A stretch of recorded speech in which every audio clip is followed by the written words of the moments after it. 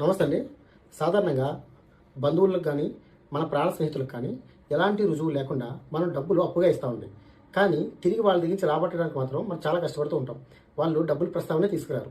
మనం కోర్టులో కేసేద్దామంటే ఎలాంటి ఎవిడెన్స్ ఉండదు. మీ కుటుంబ పెద్దలతో కానీ, లేదంటే మధ్యవర్తులతో కానీ ఈ డబ్బులు ప్రస్తావన తీసుకొచ్చి వాళ్ళు మాట్లాడుతున్నప్పుడు మీ సెల్ ఫోన్తో రికార్డ్ చేసుకోండి. ఇది మీకు ఒక ఎవిడెన్స్ కింద ఉపయోగపడుతుంది. అలాగే మీరు ఆ వ్యక్తితో మాట్లాడుతున్నప్పుడు కాల్ రికార్డింగ్ ఆన్ చేసి ఉంచుకోండి. ఆయన డబ్బుల ప్రస్తావన తీసుకొస్తే మీకు అదొక ఎవిడెన్స్ కింద ఉపయోగపడుతుంది. అప్పుడు ఎవరైనా ఒక మంచి అడ్వకేట్ని కలిసి మీరు ఆయనకు ఒక లీగల్ నోటీస్ పంపించండి. మీరు ఎప్పుడు ఇచ్చారు, ఎంత ఇచ్చారు, ఏ అవసరం మీద ఇచ్చారు, మళ్ళీ మీకు ఏ టైం కల్లా కావాలి అని మీకు క్లియర్గా డీటెయిల్స్ మెన్షన్ చేస్తూ ఒక లీగల్ నోటీస్ ఆయన పంపించండి. ఆయన కానీ స్పందించకపోతే ఐపీసీ సెక్షన్ 406, ఐపీసీ సెక్షన్ 420 కింద మీరు జిల్లా సివిల్ కోర్టులో ఆయన మీద కేసు ఫైల్ చేసుకోవచ్చండి. ఈలోపు మీరు నేను చెప్పిన ఆధారాలు సేకరించుకుంటే మీరు కేసు గెలవడానికి కొంచెం సులభంగా ఉంటుందండి.